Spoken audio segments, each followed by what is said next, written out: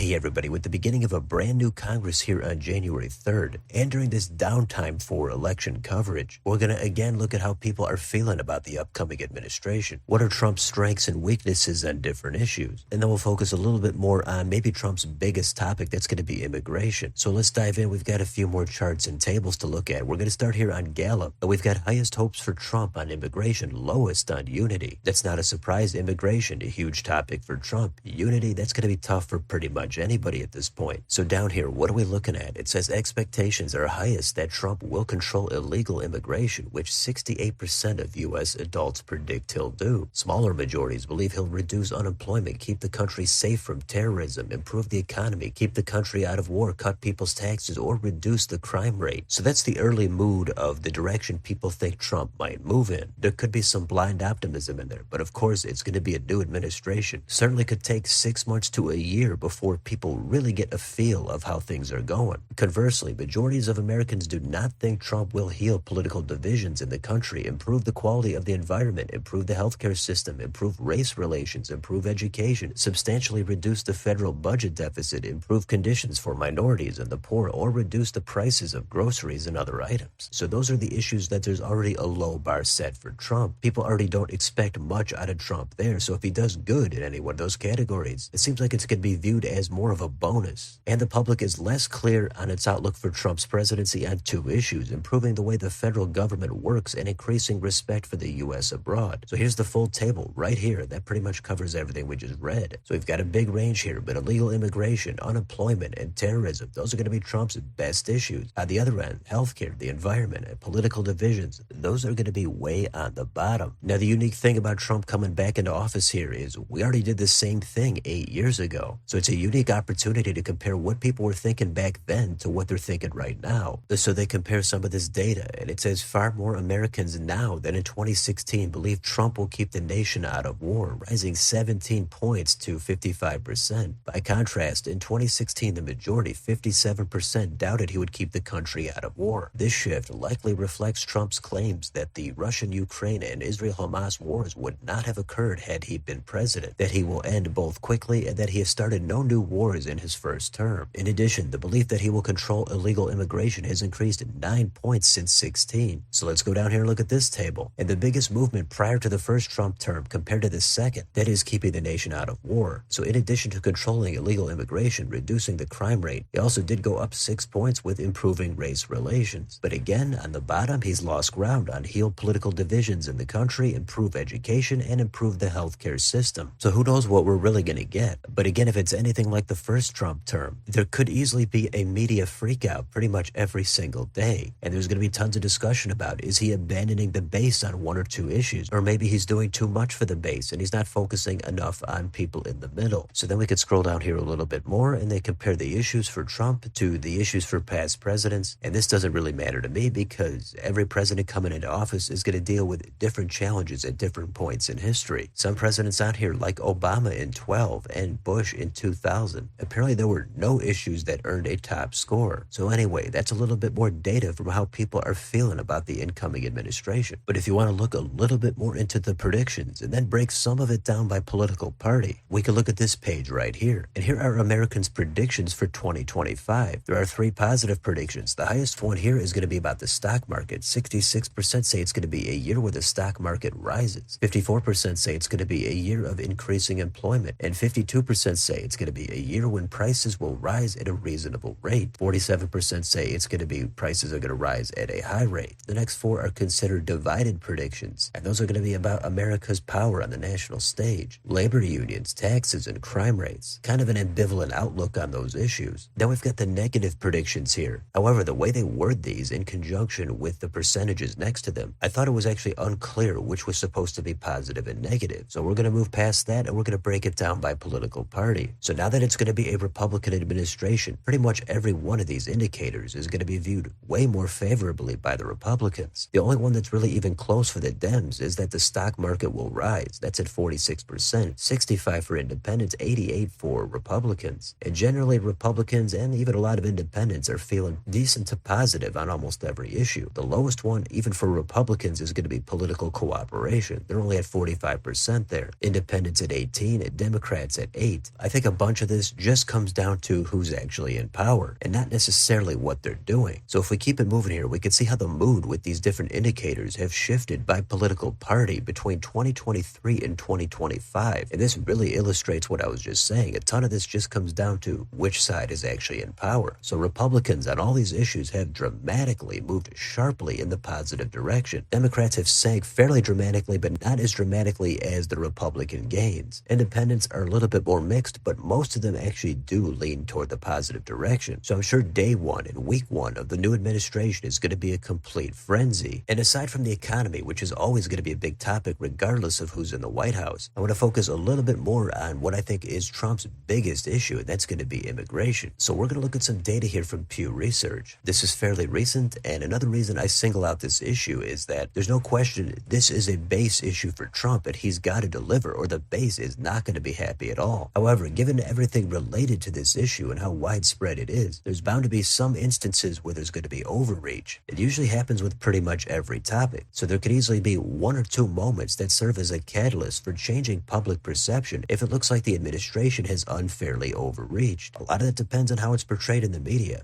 But this is a really tough balancing act, given how the base wants to be a lot more restrictive, but there are plenty of other powers out there that don't want that at all. So if we try to get a sense of how Americans feel about immigration, we can look at this table right here. Now keep in mind, this is with legal immigration, not illegal. But it says 46% of Americans say legal immigration levels should stay at present levels. Now this survey was conducted back in August, but only 22% say decreased, 30% say increased, and again 46% say keep it the same. You've got the racial breakdown and the age breakdown and the partisan breakdown. Even 20% of Republicans say it should be increased. Now there are a lot of different layers related to immigration, but if we go down here and see who should get priority for legal immigration, 4 in 10 say high-skilled workers should get that top priority. Another 45% say some priority, and 11% say no priority at all. After that, the priority for legal immigration does drop off. There's mixed priority if they can fill labor shortages or have close family members already living in the U.S. And then there's very little priority for people coming from countries not well represented in the U.S. And then this next graph here shows you the admission categories for U.S. lawful permanent residents. So it is complicated. There's a ton there. And it seems like this is a topic that no political party actually wants to really tackle. The bases on each side will freak out each time it happens. So that's why nothing really seems to get done over the long term. So we'll see if anything changes this time. So that's legal immigration. If you want to look more at illegal immigration, here we've got 64% that say they should have a way to stay in the country legally if certain requirements are met. 35% say no, they should not be allowed to stay in the country legally. But of that 64% that say they should be allowed to stay with certain requirements, what are those requirements? Well, down here 79% say they should be required to pass a security background check. 52% say they should have to have a job. 25% say they should pay a fine. So it looks like the security check and the job are the absolute highest concerns. I'm not sure why they don't have learn English on here or pass a civics test, because that's frequently what I've heard mentioned on other lists for requirements. So the last thing I'll leave on here is going to be the difference between the political parties on some of these different issues with illegal immigration. This will break it down between Trump and Harris supporters. This was taken before the election. So this will cover whether Americans think there is control over the border, and spoiler, they don't think it's really under control at all. What about mass deportations, etc.? So there's some good stuff in here. It's a complex issue, and it seemed like there's always perpetual outrage on one of the two sides. Back in the first Trump administration, there was outrage that he was too harsh and there was too much family separation, etc. Then Biden comes in and the outrage switches. It becomes that he's way too lax on the border. He's not really interested in stopping the flow of migrants. So public perception keeps swinging back and forth on this issue. And even though it's in Trump's favor right now, again, anything could come up and that pendulum could swing in just a few months, maybe a couple of years, or maybe it doesn't swing at all. Maybe Trump does a fantastic job and he pleases almost everybody on this issue somehow. It's all possible. We're going to see what happens. But that's a look at how Americans are feeling on some different issues with the Trump administration approaching, and a special focus on the topic of immigration. So let me know in the comments. Are you optimistic about at least 1 or 2, maybe 5 or 6 issues for the new administration? And is there maybe at least 1 or 2 that you're more pessimistic on? And what do you think is going to happen with immigration? Is Trump going to deliver, or is he going to just get everybody mad? Let me know down below on your way out. Don't forget to like, share, and subscribe. Join if you'd like to support the channel. Thanks for watching, and I'll see you next time.